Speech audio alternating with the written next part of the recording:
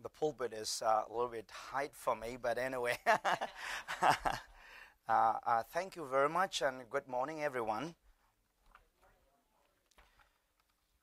If you have your notebook, I'll just put small outline in the bulletin here. Maybe page 54.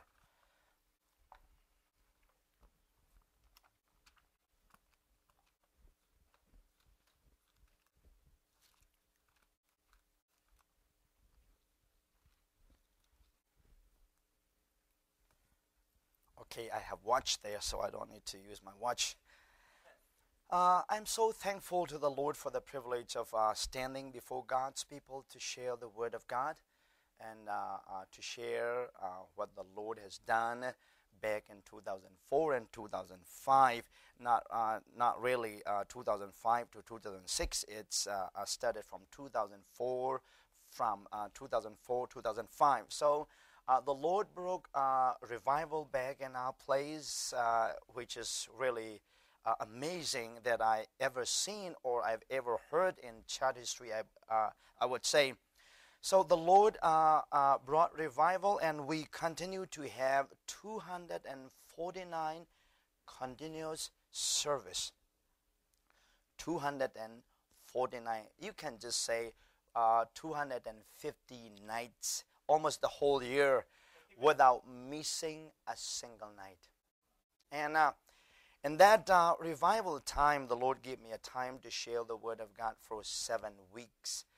So a man like me speaking for 7 weeks is not a small thing, I believe, and I really thank the Lord for the privilege of preaching in the time of revival. And nearby Hakha villages, there are some villages who continue to worship the Lord and listen for 373 nights. In some villages, they continue to have 373 nights. And we have 8 camps, camping soul-winning camps. And the first camp that we have is 700 camper, and the second is 499 camper. The third is 868, 457, 236, and 34 camper, 140. And the last camp that we have is 184 camper. Total for the whole year, we have 2,818 camper came to the Lord and were taught the Word of God. So that was just to bring about revival. So this morning I'd like to bring the similarity of revival that took place in the city of Jerusalem and revival that took place back in my place, Hakha. So you may just look at your notes and listen to the Word of God. And if you have your Bible, you may turn with me to the book of Acts, chapter 1 and chapter 2. I'll be pointing out the verses that I'd like to pick them up. So before we look into the Word of God, shall we look to the Lord and pray. Heavenly Father, Lord, we thank you for this morning. We thank you for what you have been.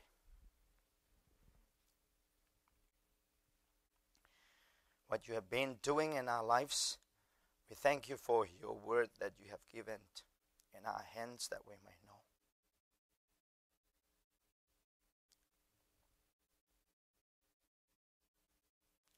Who you are.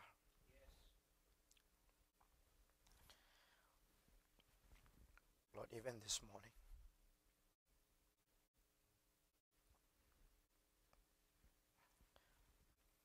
as we open your word, speak into our hearts. That your people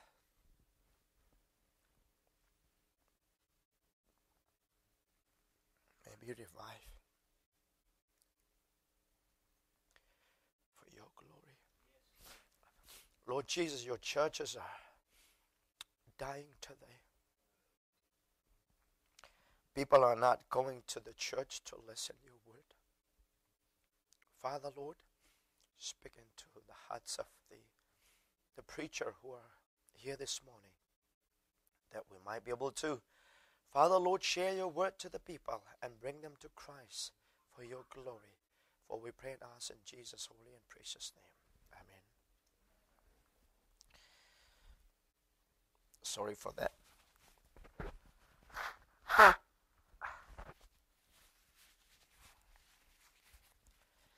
In preaching time, tear is not a problem.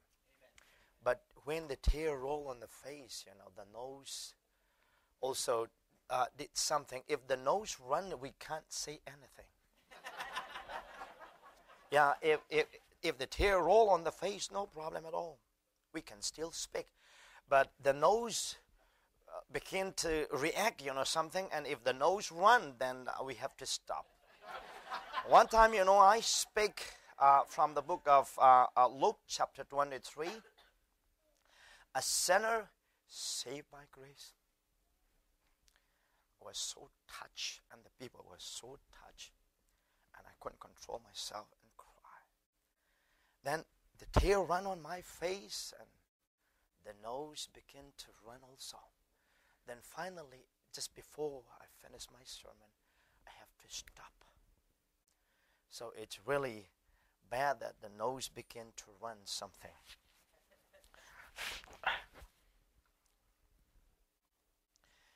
We have been hearing about the revival, and Brother John and Brother Eric and other preacher has been defining the term and all this thing and bringing a story about the what had happened in America and all that. So this morning also I'd like to define what is revival in my understanding and studying the Word of God. So first of all, I'd like to define what is revival. I put the what is the biblical revival. Before I just explain what is biblical revival, there are many unbiblical revival. There are so-called revival movement in our day. People are so afraid of revival, in the other side, because revival has lots of confusion, and revival has lots of, I would say, different dimension or different picture in churches today. Many people thought that dancing is kinds of revival. Revival may have kinds of dancing and emotion, but motion itself and dancing itself is not revival at all. When the Lord brings revival, some people may dance out of joy and love for the Lord. It's not unbiblical, We should not stop them to have emotion in our church when the Lord brings revival. But dancing and motion itself is not revival at all. People felt that the church need revival, and they try to create revival one way or the other. Dancing is not revival.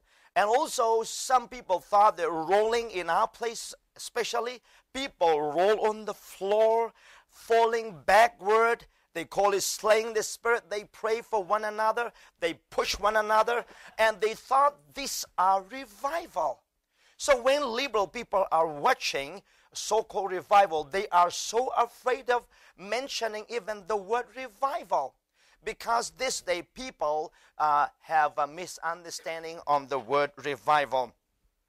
Revival may have motion. Revival may have kinds of falling sometime, but falling itself is not revival. Dancing itself is not revival. Falling like kinds of moving around is not revival. But revival is the works of God, whereby the Holy Spirit take control of His own to manifest Himself and affect other unbeliever to open their mind to receive Christ for their Savior, for His own glory is my biblical definition for revival. When you say revival, I believe revival should begin with believer only. When I study throughout the scripture, revival never happened without believer. Revival should begin with a believer. When a believer is controlled by the Holy Spirit and the unbelievers see the likeness of Christ and their hearts has been opened to receive Christ, then the whole revival takes place in the society. So when we look at the definition, revival is the work of God whereby the Holy Spirit, the third person of the Holy Trinity, take control of His own. When revival takes place, revival should begin with the saved person, not unsaved person in any way. The saved person should be revived again and controlled by the Holy Spirit. When Jesus is manifested in their life, then unbeliever hearts will be open and touched to receive Christ. So turn to the book of Acts chapter 1. Verse 5, John truly baptized with water, and you shall be baptized with the Holy Spirit not many days from now.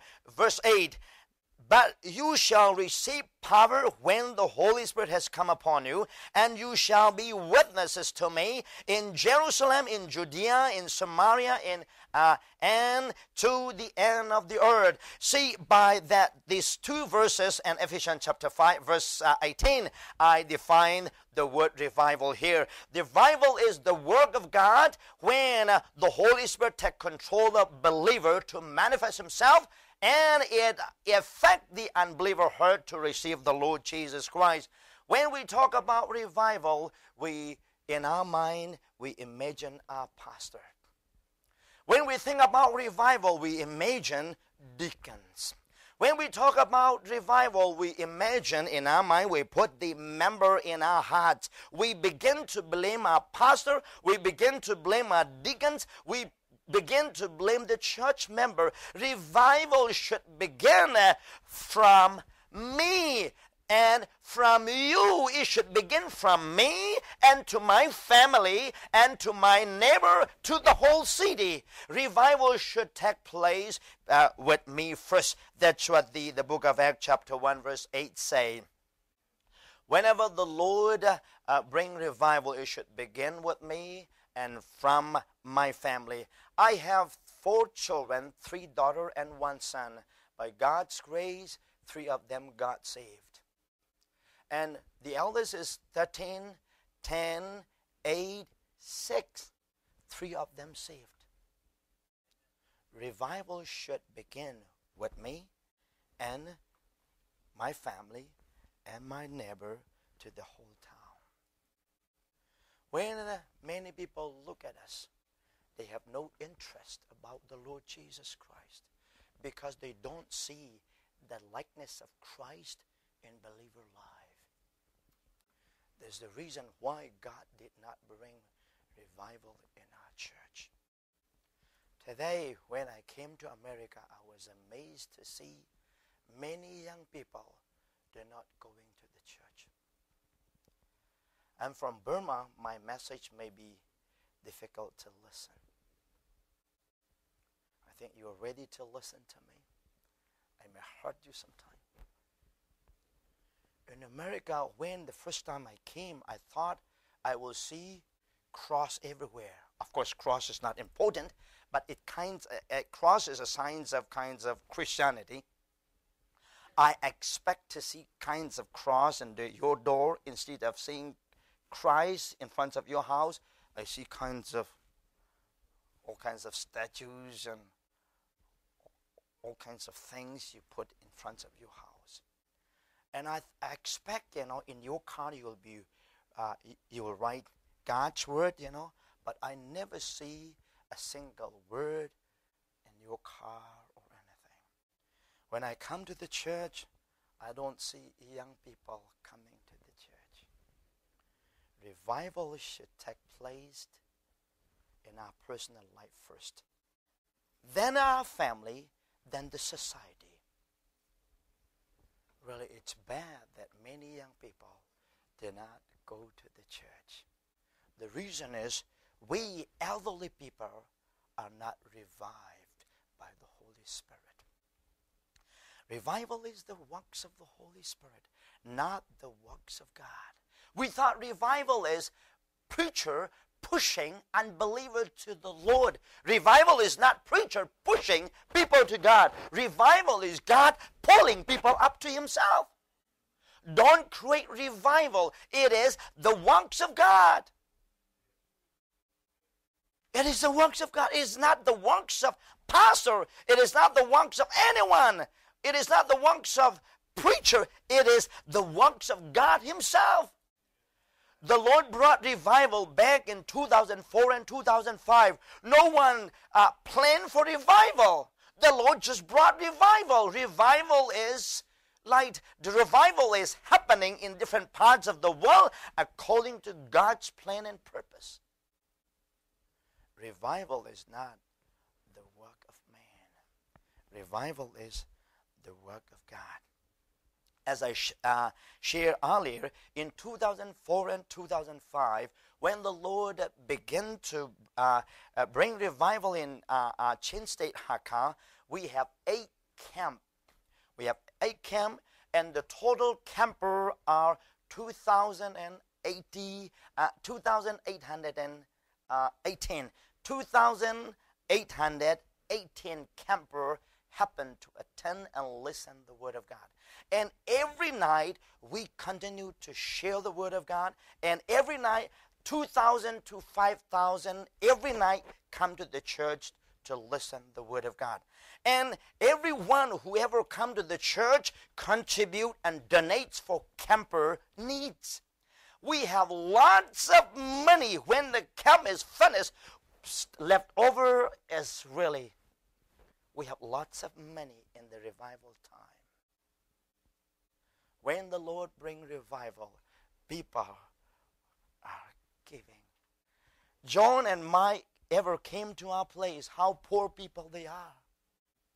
What they eat is just rice and just vegetable. That's what the people back in my place eat. But in giving, they give a lot. When the Lord brought revival, we spend, but it is a lot of God's blessing has been brought for the camper. When the Lord brought revival, and really uncountable blessing has been manifested in our place. In those time, I spoke 7 weeks. In revival time, you know, if you pick up any portion in the scripture, it will be a blessing to the audience. Now, if God does not bring revival, we prepare background, Greek and everything, we define everything, but doesn't touch anyone. If in the time of revival, you pick up any verse, it's good all the time. Because revival is the work of God. Let's depend on the Holy Spirit. Spirit is the Lord who speaks into the hearts of the sinner and revive the fallen people. Revival is the works of the Holy Spirit when and whereby He controls His own people. Revival is not the work of preacher. Revival is not the work of a pastor, or revival is not the works of deacons. Revival is the works of the Lord. Secondly, God's preparation for the revival. The book of Acts chapter 1, verses 12 to 14. When Jesus' disciple went to Mount Olive, and Jesus went up to heaven, and on the way back to Jerusalem, they came back from Mount Olive, and they gathered together in upper room, and they were more. If you read verse 15, they are 120 people. In verse 14, this all continue with one accord in prayer and supplication with the woman and Mary, the mother of Jesus, and with his brothers. They continue to pray. After coming back from Mount Olive, they went to upper room and they continued to pray. They never thought of like day of Pentecost. They never pray like with intention that the Holy Spirit will come on the day of Pentecost. They just pray. But their prayer is God's preparation for revival on the day of Pentecost. So prayer is God's preparation for revival. Before the day of Pentecost, people pray, and the Lord brought revival on the day of Pentecost. So without prayer, God will never bring revival in our church and in our lives. I like to quote some example from the Old Testament here.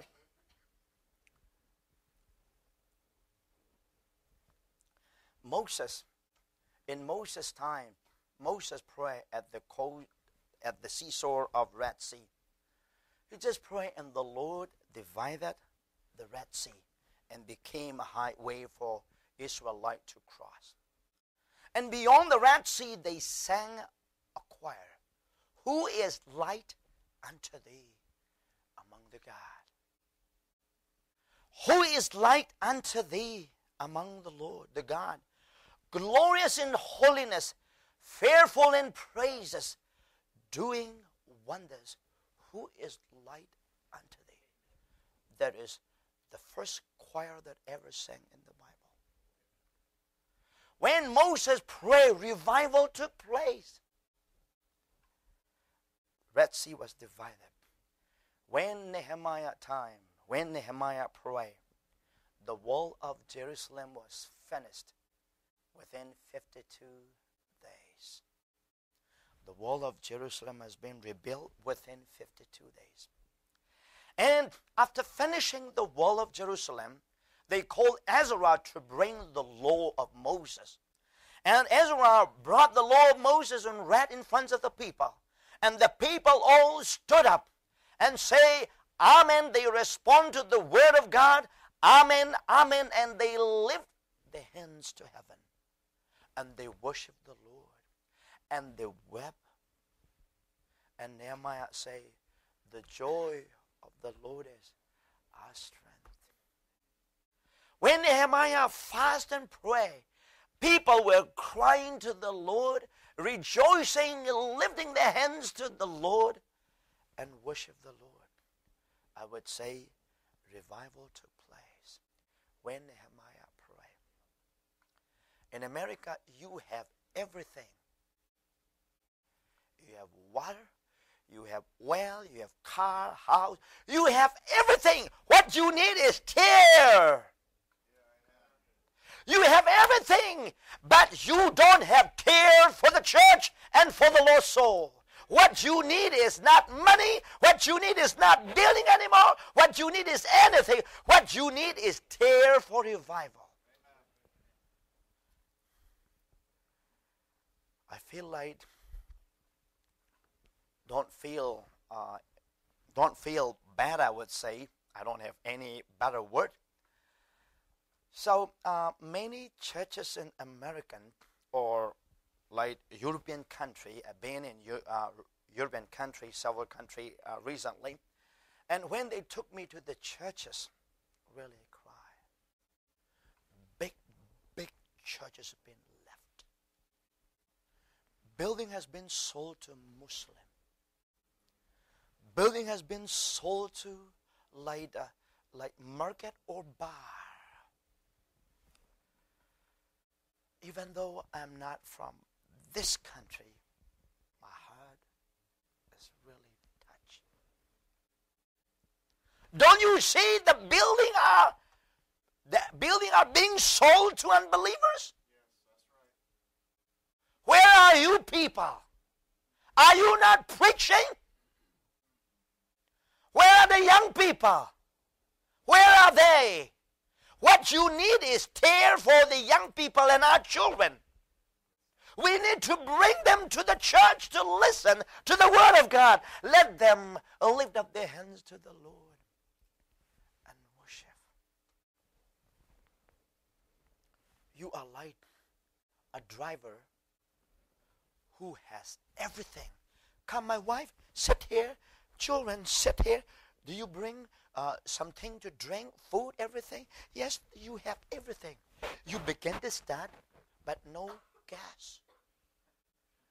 You carry your family nowhere.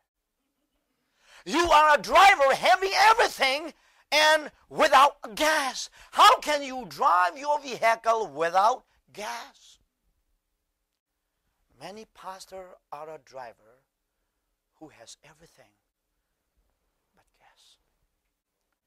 Here is like gas. ministry. Without tear, the Holy Spirit cannot burn people.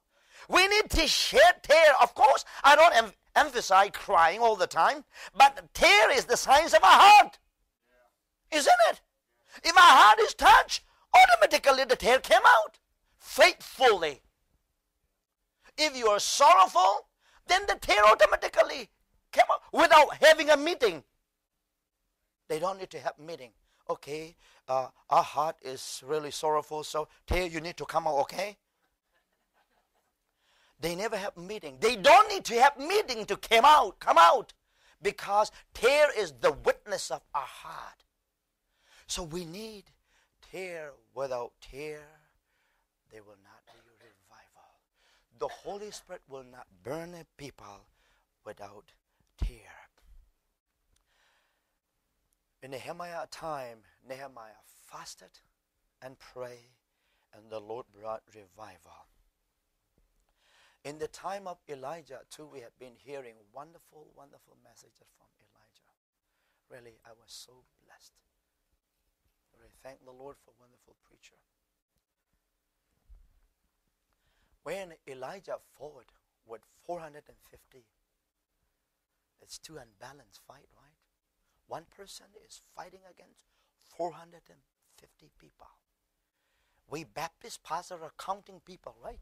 So much. How many members do you have? If you have more members, your voice is really powerful. Or you have so many, so and so much number. If we don't have less number, if we have less number, our voice, yeah, I have just 150. If we have more, yeah, I have 600. Now we became 1,000. So number count a lot for many pastors. But in times of Elijah is only one person. He has no friend, but fighting against 450 people. He prayed, Lord, hear your servant. My purpose in doing all these things is that you are God in Israel. Let the people know that you are God in Israel. Send fire, Lord. He just prayed. The Lord sent fire. Then all the people came to know He is God, and they bow before the Lord and worship. That is called revival. Revival begins with godly people and affect unbeliever to come to the Lord. It's really important to have prayer in our lives. When Abraham prayed, the Lord sent a ram in the bush. For a ram, a bush is his home. He can just run and play. But if the Lord tied a ram in a bush, He tied a ram in a bush. Because God is powerful God. He can do anything He wants. When Daniel prayed, there was a great revival as well. Daniel was thrown into the lion den because of his daily prayer. You know that. He was thrown into the lion den, and the king was in trouble because the king loved Daniel so much. And he knew that without cause he has been thrown into the lion den. So the next day he went to the lion den and he called, "Oh, Daniel, has your God been able to deliver from the mouth of the lion?" If we were Daniel, he was sitting near by the lion, right? "Lord, lion are here. Yes, I'm still alive."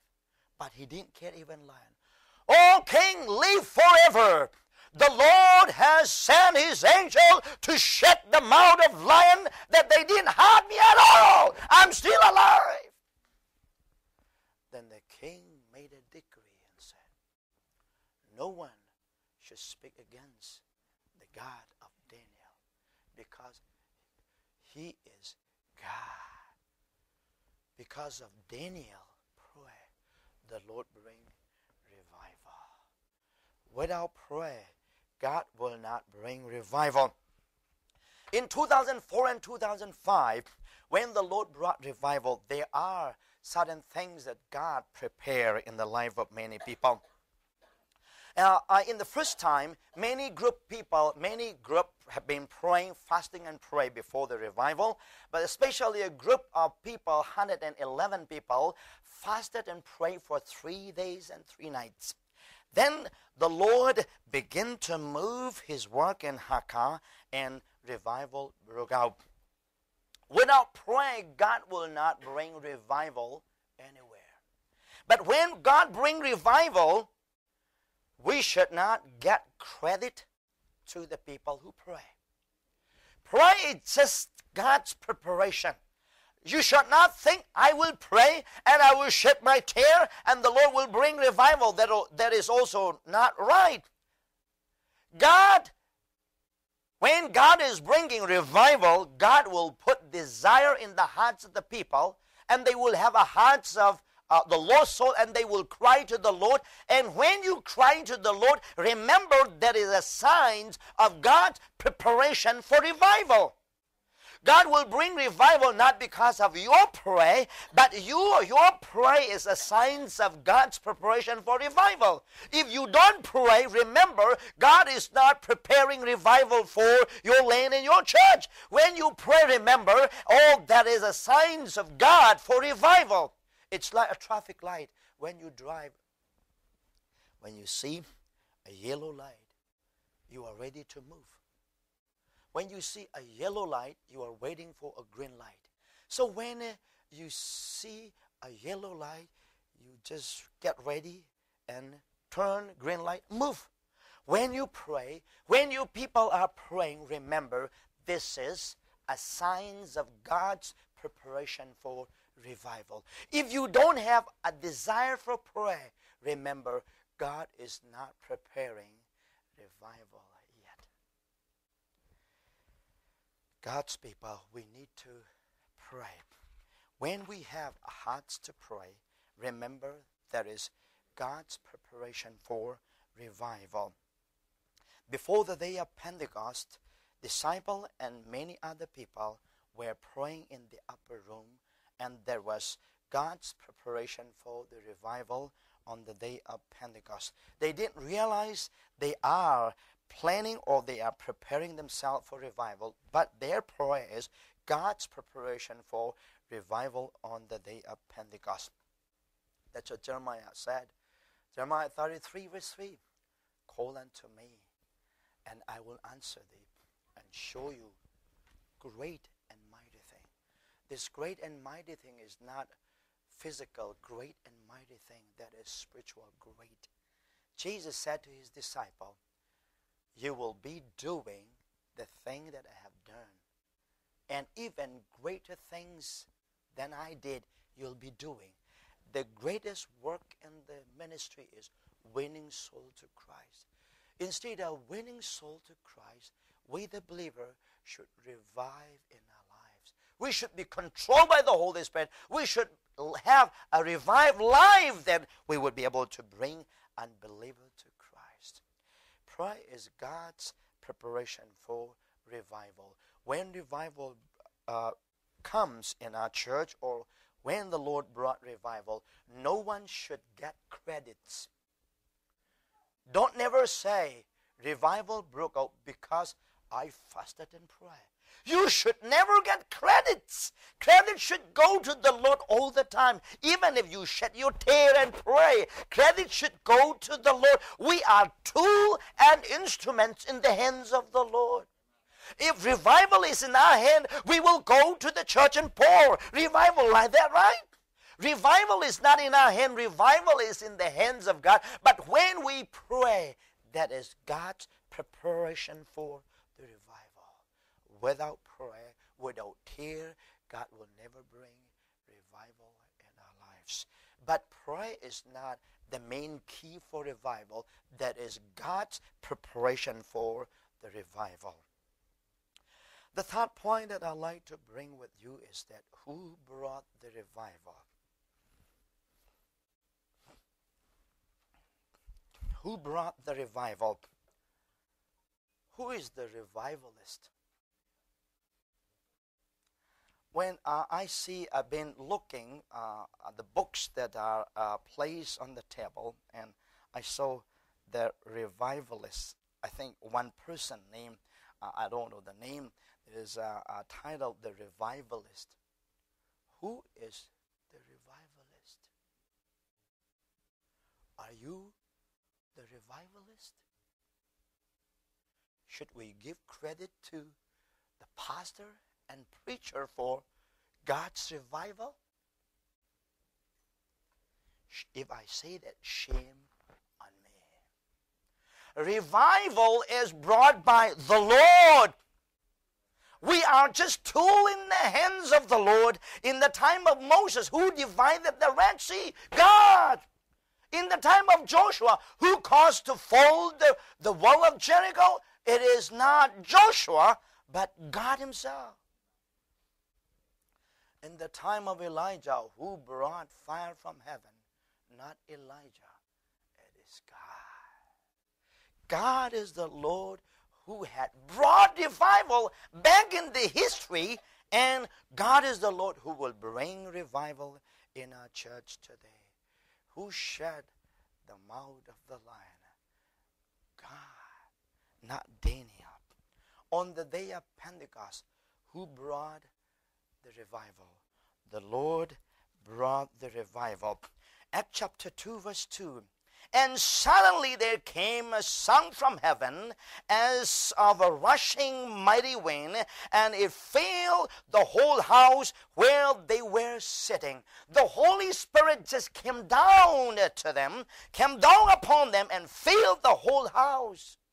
The Lord is a God who brought revival on the day of Pentecost. In 2004 and 2005, no one brought revival, but the Lord brought revival. No one planned the revival, but God planned the revival. We are undeserved to receive revival, but by God's grace, the Lord brought revival, and hundreds of people have been brought to Christ. Oh, in America, there were a time when God brought revival many times, right? Because of the godly people in America, many thousands and thousands of people came to know the Lord. Yes, that was God's plan. God did not bring revival this day in our churches. What might be the reason, you think? Why God did not bring revival in America as before? What might be the reason? One of the reasons is that you have been used by the Lord for many, many years. Now, God may choose some other nation to share the word of God as well, right? Yeah, one way is that. Yeah. If the Lord continue to bring revival in your nation alone, God has been using you for years and years. You have been sending thousands of missionaries. You have been writing thousands of books. Everything come out from America, I would say. I'm not ashamed to say that. Every good theology, every good idea and good thing came out from America. Yeah, I'm not ashamed to say that. You have been used by the Lord for years and years. Now it's time for other nations, right? Yeah, that is one of the reasons why God did not bring revival in America. Don't be so discouraged.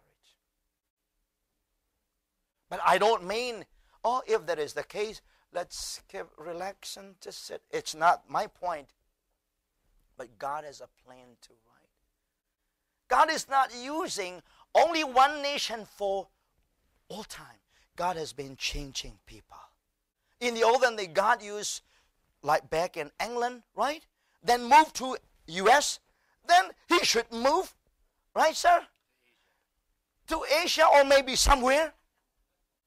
Yeah. It's true. God knows you need the revival, but He may have a plan for not bringing as revival as before. Don't be discouraged. We are in the hands of the Lord. God is in control. God knows what we need. So who bring the revival? The Lord is the God who bring revival in the nation and in the country. Never the preacher, never we bring the revival. We thought, we are lifting people to the Lord, but rather God is pulling people to Himself. Revival is brought by the Lord. In Zechariah chapter 4, verse 6, this is the word of the Lord to Zerubbabel. My plan will not be carried by man, the might or power of man, but by the Holy Spirit.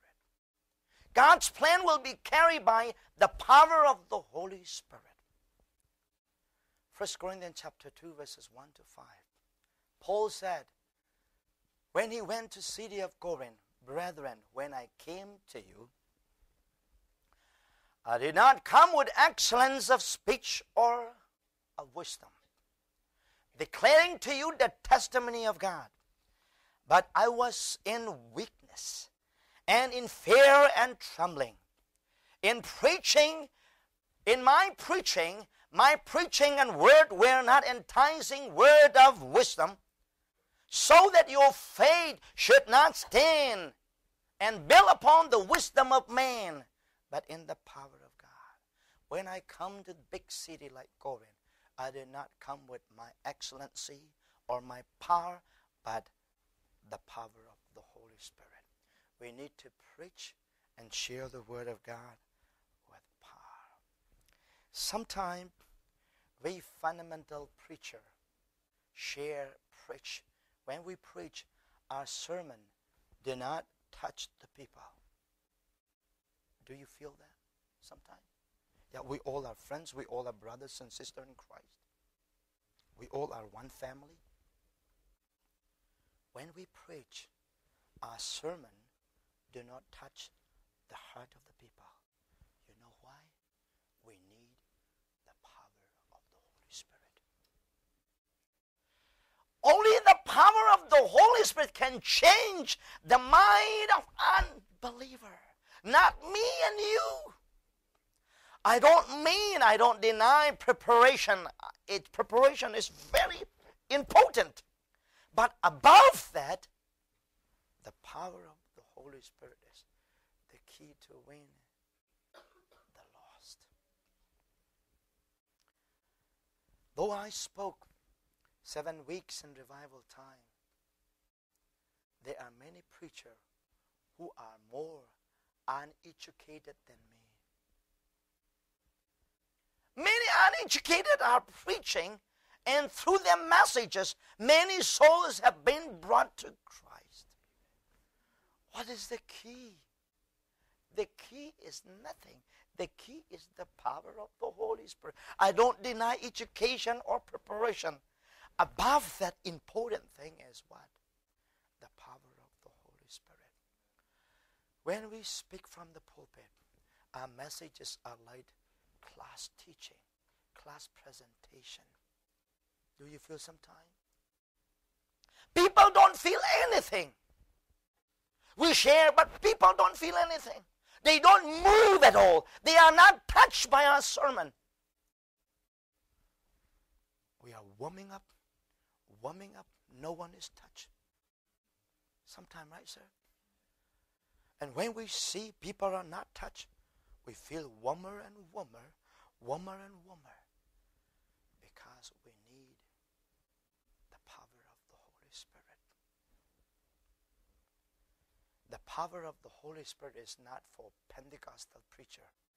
The power of the Holy Spirit is for fundamental preacher. We should depend on the power of the Holy Spirit and let the Holy Spirit speak into the hearts of the people, and the sinner will be brought to Christ and saved. Paul said, when I came to the city of Corinth, I did not come with power of my own, but power of the Holy Spirit. In revival time, the Lord reveal His power, and thousands of people have been brought to Christ. What we need today is the power of the Holy Spirit. The fourth point is the result of revival. What happened in the day of Pentecost and what happened in the revival time in our place. Acts chapter 2, verse 4. And they were all filled with the Holy Spirit. That was the first time believer ever received baptism of the Holy Spirit. When they received the Holy Spirit, the church was born on the day of Pentecost. When the Lord broke out revival, the church were born. The church was born on the day of Pentecost. When revival broke out in our place, the church were born here and there. In the year 2004 and 2005, at the end of the revival, we were pulled out from liberal organization. We all were the member of liberal organization. My father was the general secretary of the first general secretary of the liberal organization. And we all were in liberal organization, never believed, never heard the gospel, never believed the authority of the scripture, nominal Christians. And when the Lord brought revival, then we came out by ourselves. We just came out from liberal organization. 4 local churches came out. Just 4 local churches.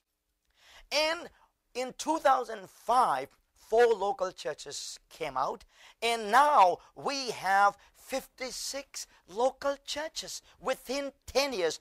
Brother Mike came in the revival time and he spoke 5 times, and finally the government requested him to leave the country because in those days the government did not permit foreigners to come to our place. So we brought him illegally.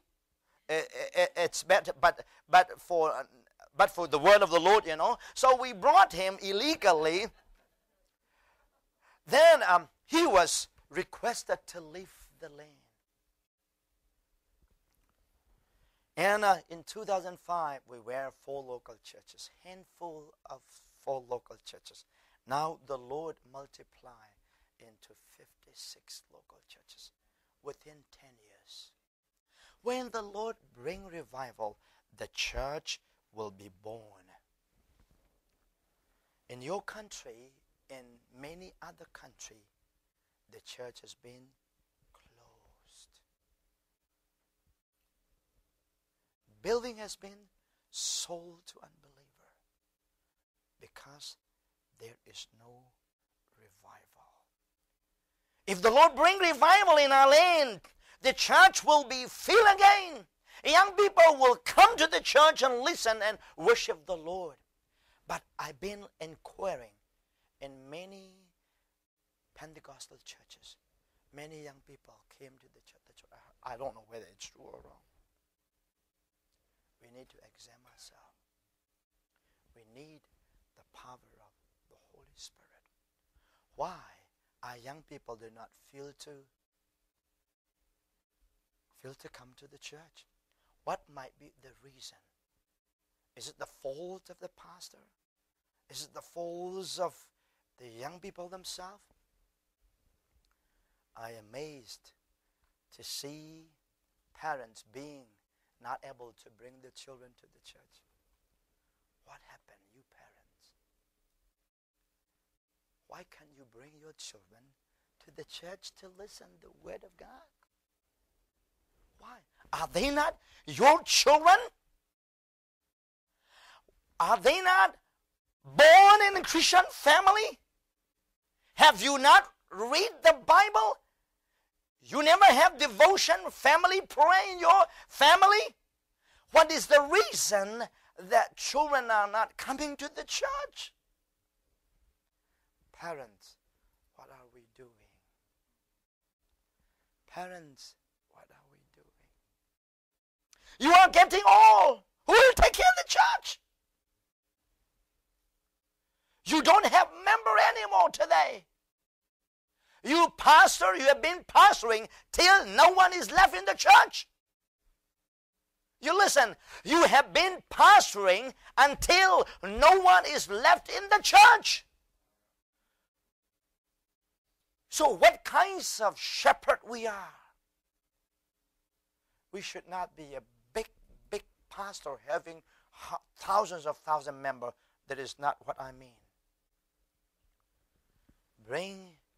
Parents should bring our children to the church. My children are below 12. I ask them to sit in front of I ask them to sit in the front line. Give them Bible, let them listen. I used to preach every Sunday 1 hour. Every sermon I share will take 1 hour all the time. My children will sit in front of me. Listen, whether they understand me or not, I train them to listen and quietly in the church. If we train young people like that, children, then when they become, they will be used by the Lord. In our land, churches are empty. Pastors are pastoring the sheep until no one is left. But in our place, when the Lord brought revival, church has been born here and there. They don't have building, they don't have set, they don't have room to worship, but they gather in the house, they move here and there because no church. I just imagine sometime what will be more difficult for a pastor, having more members and not having a building, or having a good building and not having a member. What will be more difficult? Yeah, the second. You are right, Pastor. Having a good building and no member will be really very dangerous and really lonely. Even if we don't have building, no problem. We can gather even under the tree. When I went to India for conference, I spoke there for a week. We gather under the tree. Hot, wet, sweating, no air conditioning. We hold courtship here, then we wear like that, sweating. When did we start the service, Night, 11 o'clock. I began to stand and speak at 12 o'clock in the night. Then I speak for 1 hour. Then when I finished, local preacher continued to share another 1 hour. The service ended at 2:30 in the morning. Then they served dinner at 3 o'clock in the morning. They served dinner at 3 o'clock in the morning. No one felt sleepy. They just quiet. If the preacher say, John 3:16, a woman turn the Bible, focus on it, you just quote and read. Oh, really? How do you think? God's people. Let's wait upon the Lord and seek His will. When the Lord brought revival, the churches are born. The second result is the enmity has been removed. The book of Acts, chapter 2, verses 4 and 5. And they were filled with the Holy Spirit and began to speak with other tongues as the Spirit gave them utterance. They have been speaking different languages, but the audience understood because they have one and single Spirit. Now, speaking in tongues in the day of Pentecost is really a blessing because it has a big sign. Speaking in tongues, speaking in different language started in the day of Babel. They disobeyed the Lord and God gave them different languages as a judgment. Because of different languages, people has been divided into nation, and we are using different language from the time of Babel. Speaking in different languages is judgment from the Lord. But when in the day of Pentecost, same group speaking one language, God has given them different languages. When they speak different languages, people understand because they all have one Spirit.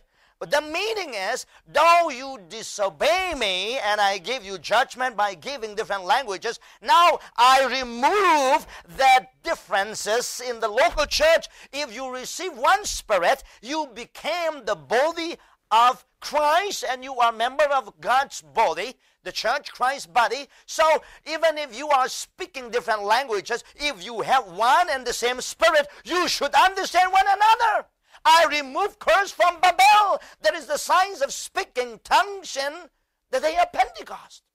Pentecost people do not believe that.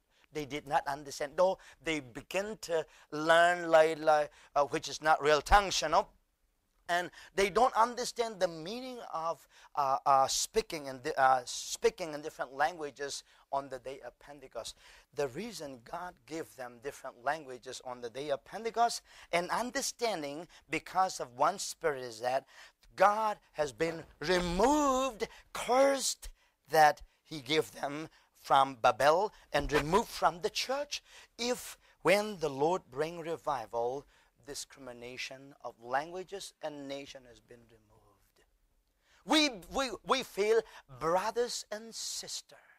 We are really, truly member of God's family. We are in Uncle's house. We are from Asia, just up north in Burma. Who are we to Him? We have no bloodly relationship. But we stay in His beautiful house like a king. We stay in His house like a king. We enjoy. They ask us, what time you need to have breakfast? Yes, Uncle, we would like to have breakfast at 7:30. What breakfast do you want? Yes, we want this, we want that. When I scratch my head, who are we to say what we want and what we don't want? Shame on me to say what we want and what we don't want in a very good family here, whom I have never seen in my life. But I share what I want and what I don't want. And I sleep in their room nicely as if everything is mine. You know why? I slept in their room. I eat their food. I use their bed and everything because of Christ. We are brother and sister in the body of Christ. Even if I don't speak His language, He understands me. You don't understand? I don't speak English properly as you do because this is not my language. You will not be able to speak my language either. But if you have the Spirit that I have, you will understand me somehow or the other. You will understand me for sure. So when the Lord bring revival, enmity, discrimination has been removed. Back in my place, there are many denominations, Baptist, and let me not mention in detail, there are many denominations, you understand that. When we met a pastor from a different denomination, we are like gangster, Where are you from? Oh, are you Methodist pastor? Huh? We make fun of each other before revival. How many members you have? 150. Come, I'll pay for you because I have 1,000 members. So the way we treat back in my place is very, very unkind. Pastors are not like pastor. We are looking, denominational spirit is so strong. If you are not Baptist, don't sit nearby me. We didn't say that, but we have that kinds of spirit. If you are not pastor from our denomination, who cares what happened to you? We don't care. Denomination spirit is so strong. But when the Lord broke out revival, we don't care where we are from. We just love is prevail. And we just care for one another. We can just worship together and share and win soul to Christ. When the Lord brought revival, enmity has been removed. The third result of the revival is that many souls have been brought to Christ. If you see the book of Acts chapter 2, verses 14 and the following verses. Peter, standing up with the 11, raised his voice and said to them, Men of Judea and all who dwell in Jerusalem, let this be known to you, and heed my word. And he just began to speak. And thousands of thousands have been brought to Christ. In the first time, there were 120 people. When Peter spake, 3,000 has been brought to Christ. If you read the book of Acts chapter 4, they became 5,000. Oh, too much. I don't know within how many days. You will know better than me. The saving of 3,000 and the saving of 5,000, I don't know how many days did Peter take. But just thousands of people have been brought to Christ in times of revival. As I shared earlier, in time of revival, preaching is very easy. You don't need to prepare. Just pick up any verse. It will become a sermon. It will be challenging. Because the power of the Holy Spirit is prevailing among the people. They just understood. They've been blessed by any message. Even me, who have no knowledge, continue to speak 7 weeks. Where did I get those messages? All those messages has been gone now. I don't remember. I don't remember what messages I've been preaching. But in times of revival, people were blessed. They enjoy for 7 weeks. What I meant is, in times of revival, the Spirit brought people to Himself. As I said, in that time of revival, thousands of thousands have been brought to Christ. The last point is that praising God is continued. They continue to worship and praise the Lord. Chapter 2 of Acts, verse 47. I just quote the last verse here.